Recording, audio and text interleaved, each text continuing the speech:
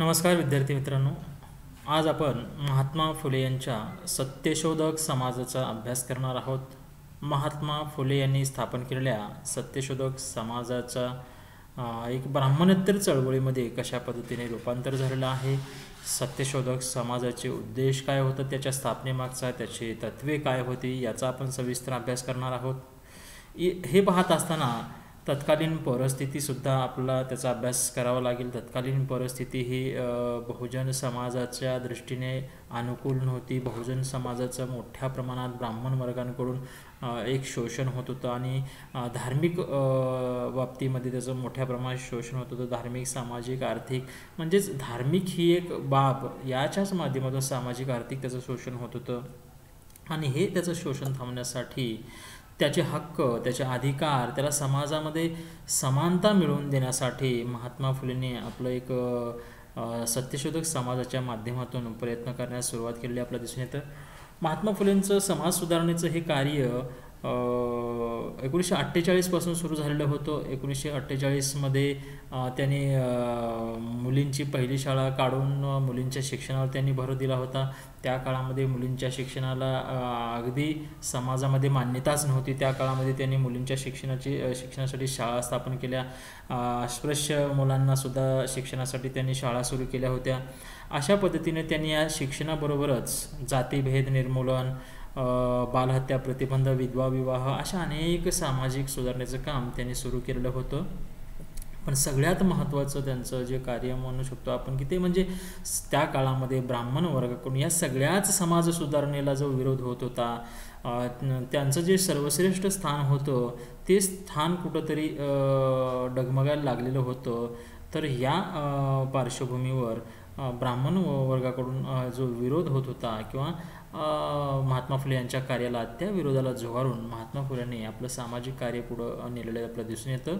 आणि याच कार्याच्या माध्यमातून तत्कालीन परिस्थितीत ब्राह्मण वर्गाकडून जे बहुजन समाजाचं मोठ्या प्रमाणात शोषण होत होतं, ते शोषण थांबवण्यासाठी वेगवेगळ्या विधी, धार्मिक कांड, प्रथा, परंपरा याच्या माध्यमातून जे शोषण केलं जात होतं बहुजन समाजाचं, ते शोषण थांबवण्यासाठी महात्मा फुले यांनी 24 सप्टेंबर 1873 रोजी सत्यशोधक समाज नावाची संस्थेची स्थापना केली. आणि या संस्थेच्या माध्यमातून, या समाजाच्या माध्यमातून त्यांनी बहुजन समाजाला धार्मिक रूढी, प्रथा, परंपरा ज्या अनिष्ट आहेत, त्या कशा चुकीच्या आहेत ते दाखवण्याचं काम केलं. आणि या अनिष्ट रूढी, प्रथा, परंपरेचा वापर ब्राह्मण वर्ग आपल्या स्वतःच्या स्वार्थासाठी कसा करतो हे दाखवण्याचं काम त्यांनी केलेलं आहे. आणि आपल्या या सत्यशोधक समाजाच्या माध्यमातून बहुजन समाजासमोर सत्य आणण्याचं काम त्यांनी आपल्या या सत्यशोधक समाजाच्या माध्यमातून केलेलं आपल्याला दिसून येतं. आता सत्यशोधक समाजाची जी उद्दिष्ट डोळ्यासमोर ठेवली होती महात्मा फुलेंनी, ती उद्दिष्टे काय होती? तर सत्य शोधन करणे, सत्याचा शोध घेणे, सत्य जे आहे, जे असत्य चालू होतं, असत्याच्या मार्गाने जे शोषण चालू होतं ते थांबलं पाहिजे. आणि ते थांबण्यासाठी लोकांना सत्य कळालं पाहिजे. आणि ते सत्य सांगण्यासाठीच म्हणून महात्मा फुलेंनी सत्यशोधक समाजाची स्थापना केलेली होती असं आपल्याला म्हणता येईल. समाजात जे खोटं आहे, लबाडी आहे, ढोंग आहे, जे चाललं होतं ब्राह्मण वर्गाकडून, ते ढोंग उघडं पाडण्यासाठी, ते ढोंग लोकांना सांगण्यासाठी ही एक चळवळ म्हणून त्यांनी सत्यशोधक समाजाची स्थापना केलेली होती. धर्माच्या नावावर होत असलेली सामान्य जनतेची पिळवणूक ते थांबवणे हे या सत्यशोधक समाजाचं उद्दिष्ट होतं. समाजातील सामाजिक विषमता दूर करून सामाजिक न्याय प्रस्थापित करणे हे या सत्यशोधक समाजाचं एक उद्दिष्ट होतं. शूद्र, अतिशूद्र, अस्पृश्य तसेच स्त्रियांचा म्हणजे ब्राह्मण वर्गाकडून या सगळ्या लोकांचं जे दीनदुबळे, शूद्र, अतिशूद्र, अस्पृश्य आणि स्त्रिया यांची जी पिळवणूक होत होती, ती ब्राह्मण वर्गाकडून होणारी पिळवणूक थांबवण्यासाठी म्हणून ही सत्यशोधक समाजाची स्थापना केली होती.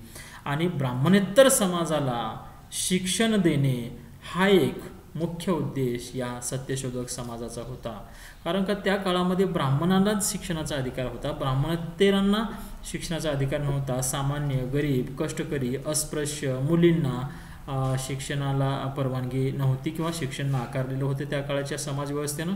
त्यामुळं हे देण्याचं काम किंवा उद्देश या सत्यशोधक समाजाचं होतं.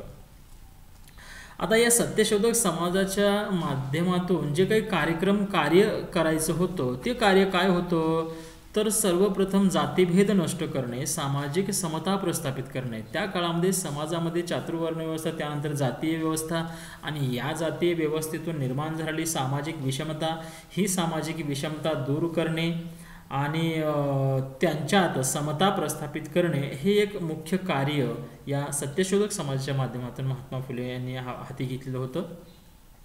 मूर्तीपूजेला विरोध करणे, कारण का मूर्तीपूजाच्या माध्यमातून सामान्य बहुजनांचं शोषण मोठ्या प्रमाणात होत होतं. म्हणून महात्मा फुलेंनी निर्मिकाचा शोध लावला. निर्मिक ईश्वर, असा ईश्वर की जो निर्मिक आहे, निराकार आहे, तो कोणालाही दिसणारा नाही, तो कोणालाही पावत नाही, तो गुढ आहे. तर अशा ईश्वराची खरी भक्ती लोकांनी केली पाहिजे. सत्य हाच मानव धर्म आहे, त्यामुळं सर्वांनी सत्याने वागलं पाहिजे, खऱ्याची साथ दिली पाहिजे. अशा पद्धतीने एक निर्मिकाची संकल्पना त्यांनी आपल्या सत्यशोधक समाजाच्या माध्यमातून लोकांना सांगण्याचं काम केलेलं आहे.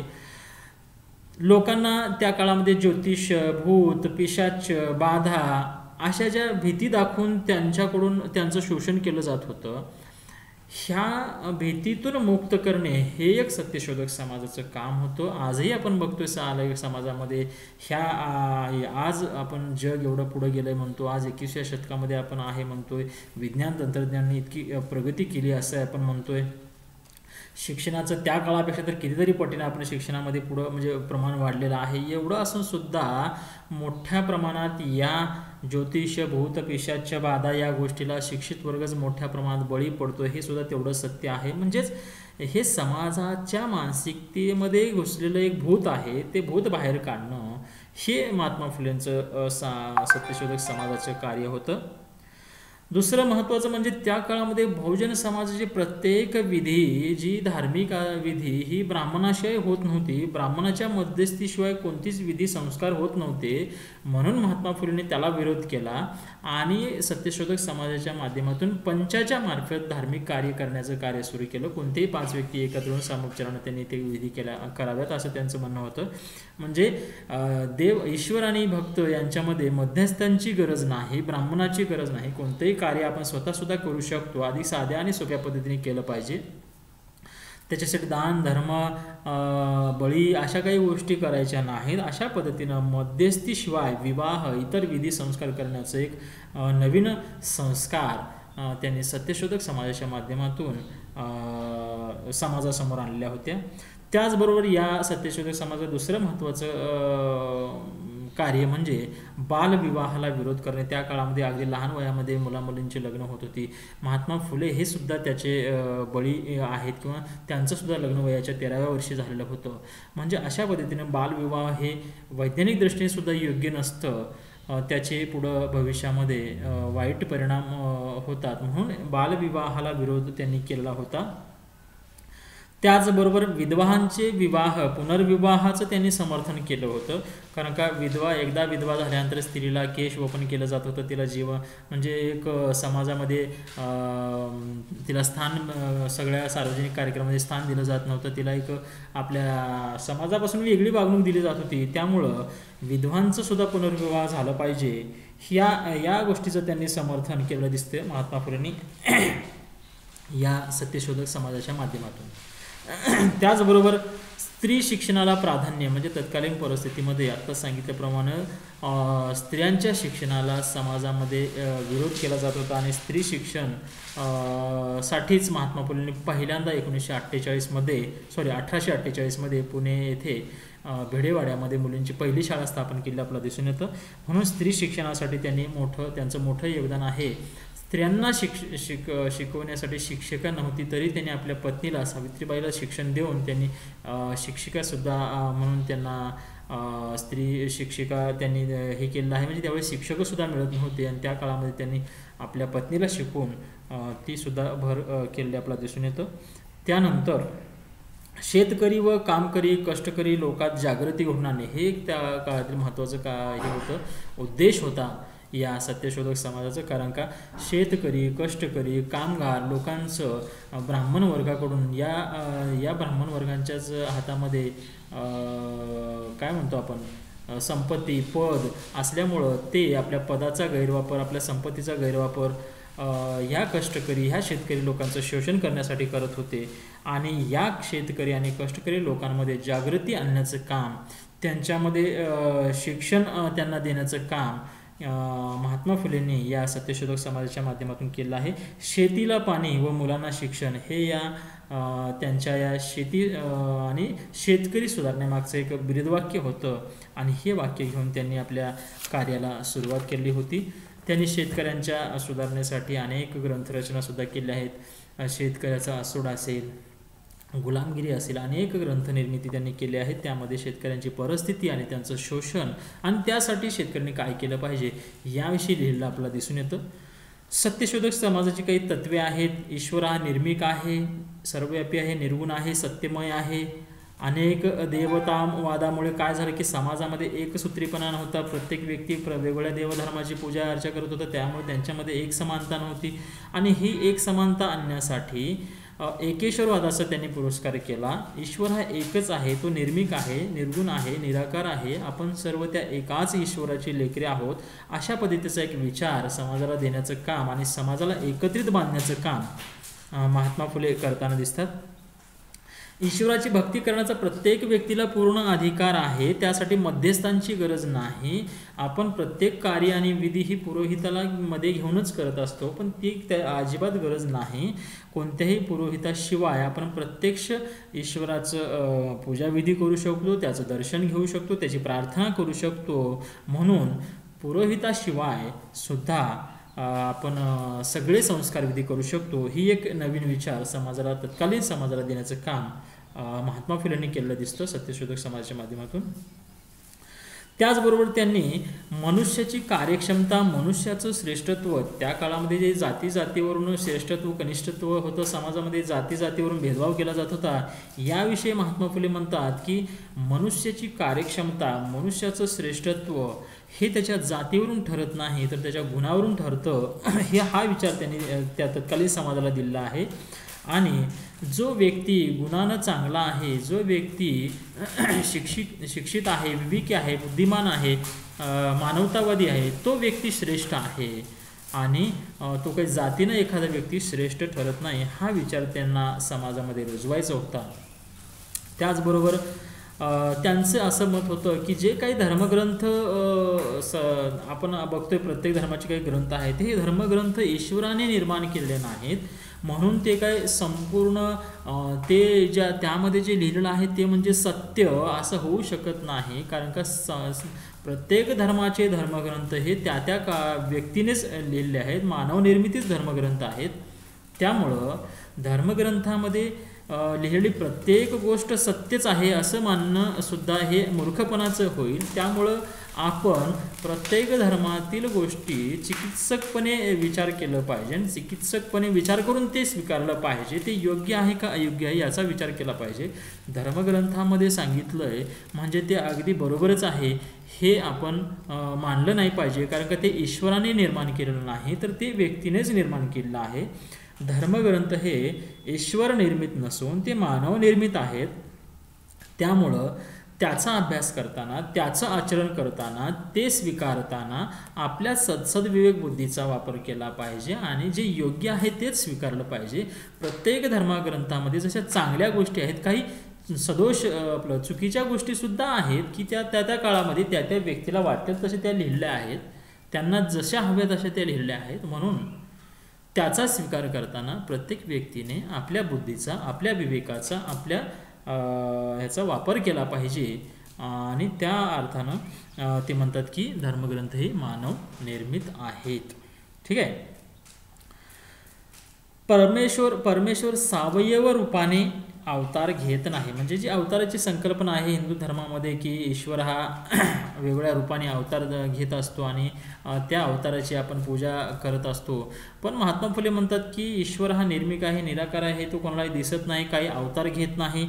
त्यामुळं ही अवताराची संकल्पना आणि त्यामधून होणारी फसवणूक, लुबाडणूक, कोणताही पुरुष बुवा बाबा उठतो आणि मी एक अवतारी पुरुष आहे, मी या देवाचा अवतार आहे, मी त्या देवाचा अवतार आहे, अशा आपापलं स्वयंघोषित आध्यात्मिक गुरु होत असतात आणि त्यांच्या विचारांना आपण बळी पडत असतो आणि ते जसं म्हणतील त्याचं आपण आचरण करत असतो. आज आपण कितीतरी उदाहरणं देऊ शकतो. हा वादाचा मुद्दा होऊ शकतो की आजही समाजामध्ये अनेक महापुरुष स्वतःला घोषित केलेले आहेत की जे म्हणतात की मी याचा अवतार आहे, मी त्याचा अवतार आहे. ही अवतार पद्धती महात्मा फुले नाकारतात आणि निर्गुण निराकार निर्मिकांचा ते शोध घेतले आणि त्यांनी सांगतात की निर्गुण निराकार ईश्वर याचीच आपण भक्ती केली पाहिजे. अशा पद्धतीने सर्वांनी सत्याचरण ठेवावे, सत्यनिष्ठा बाळगावी, हीच शिक्षण सत्यशोधक समाजाच्या माध्यमातून महात्मा फुले समाजाला देताना दिसतात. अशा पद्धतीने सत्यशोधक समाजाचं जर आपण बघितलं की महात्मा फुलेच्या काळामध्ये चांगल्या पद्धतीने मोठ्या प्रमाणात समाजामध्ये समाज परिवर्तनाचं काम ही सत्यशोधक समाज करत होतं. सत्यशोधक समाजाच्या माध्यमातून अनेक समाज परिवर्तनाचे कार्य केले गेले महात्मा फुले यांच्या काळामध्ये. विधवा पुनर्विवाह असेल, बालविवाहाला विरोध असेल, सगळ्या सामाजिक प्रथा, रूढी प्रथा परंपराला विरोध करण्यात आला, धार्मिक रूढी प्रथा परंपरांना विरोध करण्यात आला. अशा पद्धतीने एक धार्मिक चळवळ, सामाजिक चळवळ, शैक्षणिक चळवळ, मोठ्या प्रमाणात ब्राह्मणोत्तर चळवळ म्हणून या सत्यशोधक समाजाकडे पाहिलं गेलं. पण महात्मा फुले यांच्या निधनानंतर 28 नोव्हेंबर 1890 नंतर महात्मा फुले यांच्या निधनानंतर काही काळ त्यांच्या पत्नी सावित्रीबाई फुले यांनी या सत्यशोधक समाजाची धुरा सांभाळली आपल्याला दिसून येतं. 1893 मध्ये सासवड येथे झालेल्या सत्यशोधक समाजाच्या अधिवेशनाचे ते अध्यक्ष सुद्धा राहिले आहेत. पण त्यांच्यानंतर 10 मार्च 1895 नंतर त्यांचाही मृत्यू झाला 95 आणि त्यानंतर या सत्यशोधक चळवळीला थोडीशी उतरती कळायला लागली किंवा या सत्यशोधक चळवळीची दिशा थोडी दिशाहीन झाली आपल्याला दिसून येतं. त्याचं मुख्य कारण म्हणजे या सत्यशोधक चळवळीला पुढे नेणारे जे कार्यकर्ते होते त्या कार्यकर्ते सामाजिक सुधारणेसाठी अस्तित्वात आलेल्या या सत्यशोधक समाजाची दिशा ही राजकीय अँगलकडे त्यांनी वळवलेली आपल्याला दिसून येतं आणि या सामाजिक चळवळीचं रूपांतर राजकीय चळवळीमध्ये करून आपले राजकीय स्वार्थ साधण्यामध्ये हे नंतरच्या काळातील सामाजिक कार्यकर्ते वळलेले दिसतात आणि त्यामुळं सत्यशोधक समाजाचा मुख्य उद्देश जो होता तो उद्देश बाजूला राहिला आणि फक्त ब्राह्मणांना विरोध करणे आणि त्यातून आपला राजकीय स्वार्थ साधणे इतकाच त्यांचा मर्यादित एक अजेंडा राहिल्यामुळं सत्यशोधक समाज, महात्मा फुलेंची सत्यशोधक समाज हा कुठेतरी मागे पडला असं आपल्याला म्हणता येईल. महात्मा फुले यांनी सत्यशोधक समाजाच्या माध्यमातून ब्राह्मणांना विरोध केलेला नाही, तर त्यांनी त्या काळातील ब्राह्मणांनी जे रूढी प्रथा परंपरा कर्मकांड किंवा जे चुकीच्या पद्धती त्या काळामध्ये रूढ केल्या होत्या त्या चुकीच्या पद्धतींना, त्या रूढी प्रथा परंपरा त्यांच्या ह्यांना कर्मकांडाला विरोध केलेला होता, ब्राह्मणांना विरोध केलेला नव्हता. पण नंतरच्या काळातील त्यांच्या अनुयायांनी मात्र थेट ब्राह्मणांना विरोध करायला सुरुवात केलं आणि त्या ब्राह्मणांच्या विरोधातून आपली राजकीय पोळी कशी भाजता येईल अशा पद्धतीनं त्यांनी आपलं धोरण ठेवल्यामुळं मुख्य जो उद्देश होता सत्यशोधक समाजाचा तो कुठेतरी बाजूला गेला असंही आपल्याला म्हणता येईल. आणि दुसरं एक कारण याच्या थोडंसं ऱ्हासाचं म्हणजे आपलं असं हे पण सांगता येईल की ब्राह्मणोत्तर चळवळीला अपयशाचं दुसरं कारण म्हणजे काय तर नंतरच्या काळामध्ये संपूर्ण देशभर महाराष्ट्रामध्ये सुद्धा राष्ट्रवादी चळवळीचं वारे वाहू लागले होते. सर्वजण महात्मा गांधी यांच्या नेतृत्वाखाली देश स्वातंत्र्यासाठी लढत होता, स्वातंत्र्याचे वारे सगळीकडे वाहू लागले होते. त्यामुळं कुठंतरी महात्मा फुलेंची जी विचारसरणी होती ती विचारसरणी समाज सुधारण्याची थोडं मागं पडली आणि सर्व तरुण वर्ग हा महात्मा गांधी यांच्या पाठीमागं जाऊन स्वातंत्र्य लढा आणि राष्ट्रवादी चळवळ यामध्ये सामील झालेला होता आणि यामुळं कुठंतरी जनता राष्ट्रवादी चळवळीकडे आकर्षित होऊन गेली आणि त्यामुळं ही ब्राह्मणेतर चळवळ किंवा सत्यशोधक समाजाची चळवळ मागं पडलेली आपल्याला दिसून येतं. काही अनुयायी जे आपण कर्मवीर भाऊराव पाटील जेधे, कर्मवीर शिंदे, कोठारी अशा काही लोकांनी हे कार्य पुढे नेण्याचं काम केलेलं आहे, पण ते जेवढ्या त्या काळामध्ये ज्या पद्धतीनं झालं त्या पद्धतीनं नंतरच्या काळामध्ये झालं आपल्याला दिसून येत नाही. त्याचं एक मुख्य कारण म्हणजे त्याला राजकीय हस्तक्षेप किंवा राजकीय त्याला वळण मिळालेलं होतं सत्यशोधक समाजाला. आणि दुसरं म्हणजे स्वातंत्र्यप्राप्तीच्या काळामध्ये राजकीय स्वातंत्र्य महत्त्वाचं होतं, त्यामुळे समाज सुधारणा हा घटक किंवा त्यामुळे हे चळवळ मागं पडले आपल्याला दिसून येते.